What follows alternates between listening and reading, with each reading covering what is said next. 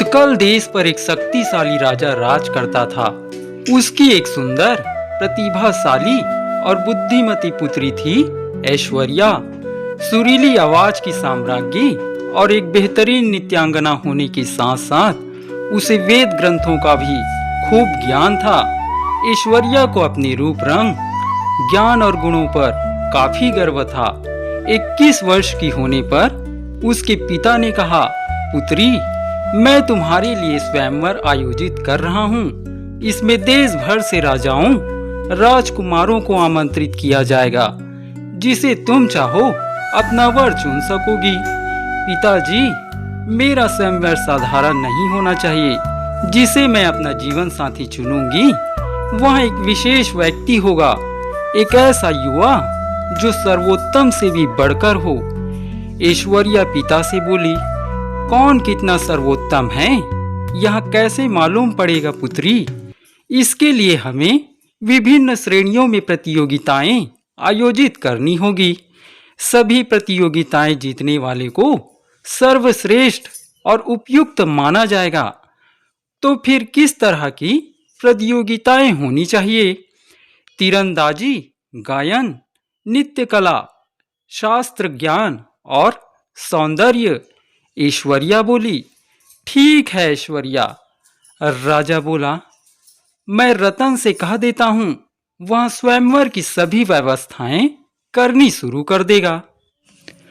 रतन राज्य के प्रधानमंत्री का पुत्र था। ऐश्वर्या और रतन दोनों एक साथ पले बढ़े थे। किसी को भी मालूम नहीं था कि रतन मन ही मन ऐश्वर्या को चाहता था। वह जानता था कि ऐश्वर्या से विवाह करने की अपनी अभिलाषा को वहां कभी व्यक्त नहीं कर सकता था।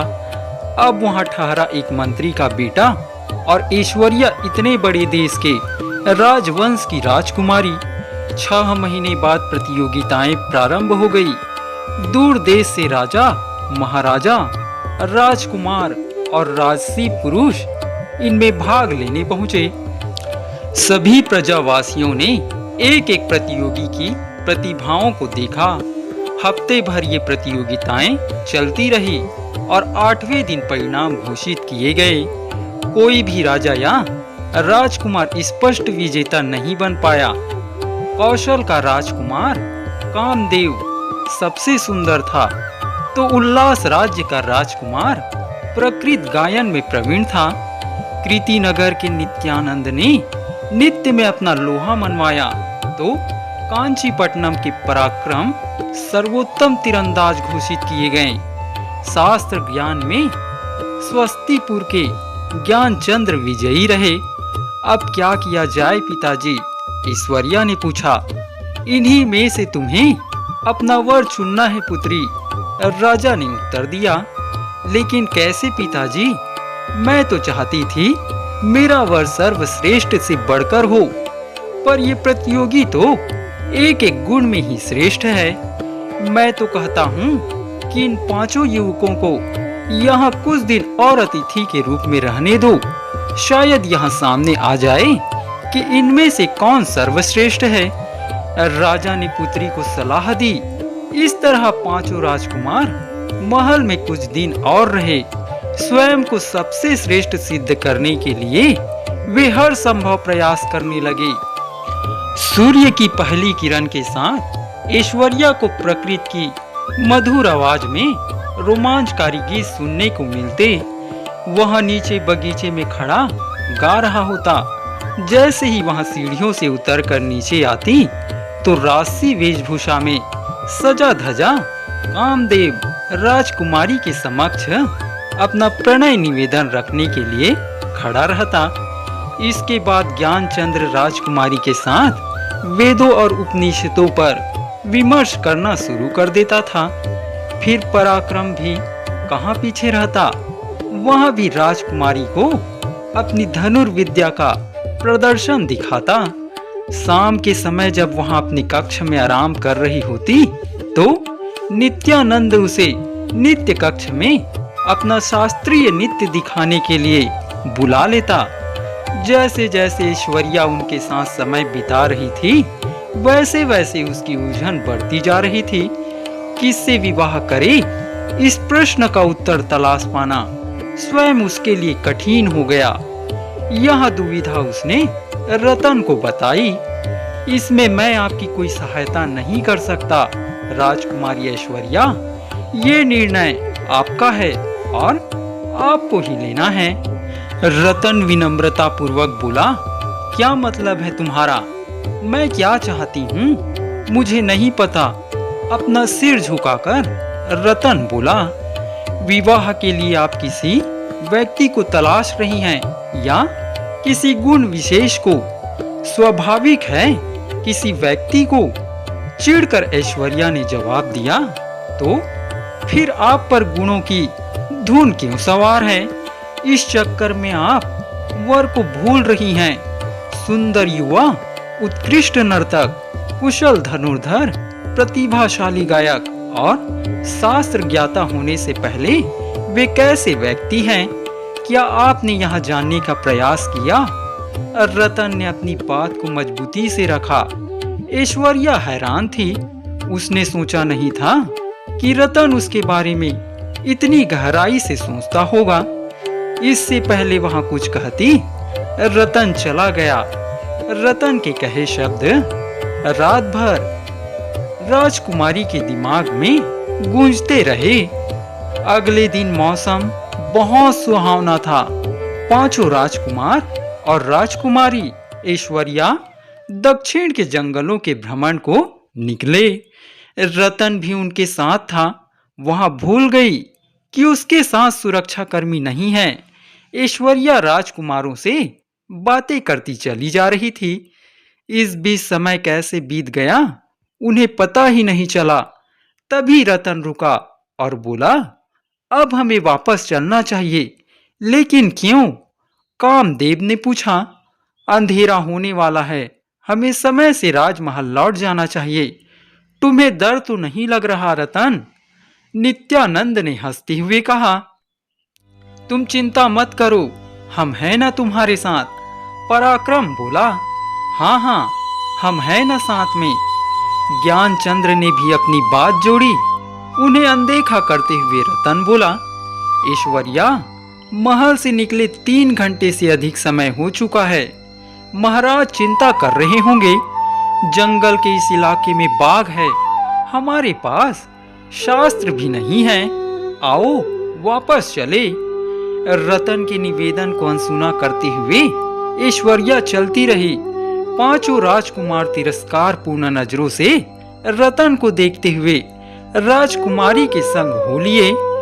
उन पर ध्यान न देते हुए रतन भी उनके पीछे चलने लगा। अचानक एक जोरदार दहाड़ सुनाई पड़ी। सब रुक गए। कुछ ही कदमों की दूरी पर एक खतरनाक बाघ खड़ा था। ऐसा बाघ ऐश्वर्या ने कभी नहीं देखा था। वहां ऐश्वर्या को घूरने लगा और उस पर गुर्राने लगा।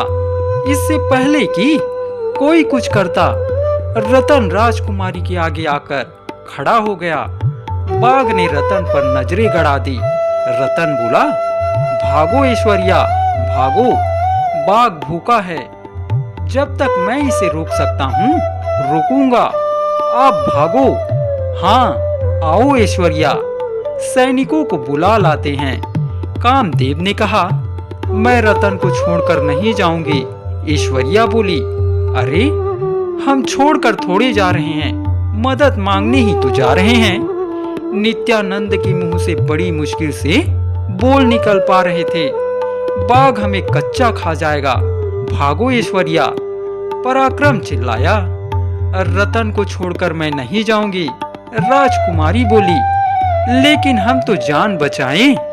ज्ञानचंद्र बोला और सभी भाग लिए। रतन एक फुर्तीला और हष्ट पुष्ट युवक था। जैसे ही बाघ रतन की ओर बढ़ा, रतन बाघ की पीठ पर झपट पड़ा। अपनी मजबूत भुजाओं का फंदा बनाकर उसने बाघ की गर्दन को जकड़ लिया। बाघ ने उसे फेंकने के भरसक प्रयास किए, लेकिन रतन डटा रहा। तभी बाघ की जोरदार चीख निकली और वहां शांत पड़ गया। ऐश्वर्या ने पलट कर देखा सुरक्षा कर्मी पहुंच चुके थे। उनके चलाए तीरों से बाघ धराशायी हो गया था। रतन उठ खड़ा हुआ। बाघ ने उसे कई चोटें पहुंचाई, लेकिन वे गंभीर नहीं थी।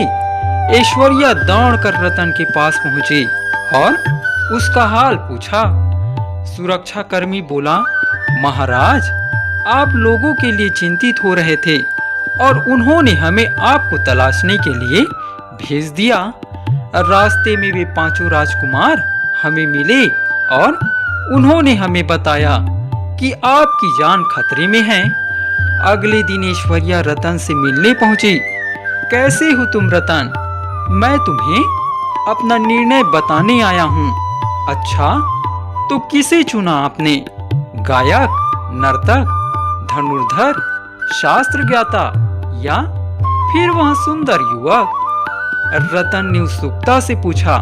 नहीं, इनमें से कोई मेरा पति बनने के योग्य नहीं है। मैंने ऐसे व्यक्ति को चुना है जो अपने से अधिक मेरे जीवन को महत्व देता है। रतन ने सिर उठाकर ऐश्वर्या के चेहरे की ओर घूर कर देखा। क्या आप सच कह रही हैं, राजकुमारी ऐश्वर्या? हाँ, मैंने तुम्हें अपने पति के रूप में चुना है। अब मैं तुम्हारे दिल की बात जानना चाहती हूँ। मुझे अपनी जीवन संगनी स्वीकार करोगे? ऐश्वर्या, मैंने सदा आपको दिल से चाहा है। मुझे अपने योग्य समझकर आपने मुझे दुनिया का सबसे भाग्यशाली इंसान बना दिया है। 1 माह के पश्चात ऐश्वर्या और रतन का विवाह हुआ। इस भव्य आयोजन में सौंदर्य की प्रतिमा ऐश्वर्या और प्रसन्न चित्त रतन को देखकर उत्कल वासियों ने वर वधू की खूब वाहवाही की।